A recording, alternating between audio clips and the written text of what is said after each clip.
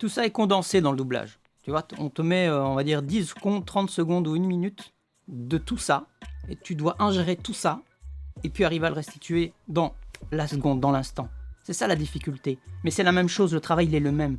Donc on va dire qu'il faut que tu y ailles couche après couche. Au départ, toi tu vois un truc, puis on te dit ouais mais il y a ça aussi. Ok, maintenant essaye de mettre le deuxième élément.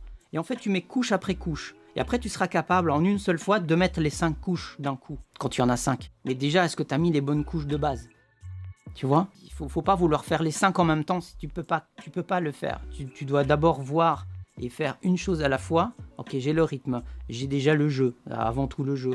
Maintenant, je commence à avoir l'énergie est plus précise. Ah, maintenant, même ces inflexions de voix, j'arrive à les faire. Ah, quand il fait les mimiques aussi, j'arrive à me calibrer avec ça. Et petit à petit, on arrive à tout goupiller ensemble. Un comédien professionnel arrive à faire ça dans l'instant parce que la pratique fait que moi, je fais souvent les parallélismes par rapport à la conduite. Il pense plus à passer ses vitesses, embrayer, etc. Ça devient comme une voiture automatique. Mais au début, c'est beaucoup d'informations à gérer. Et la base de ces informations, c'est d'abord le jeu. Est-ce que le jeu déjà est juste?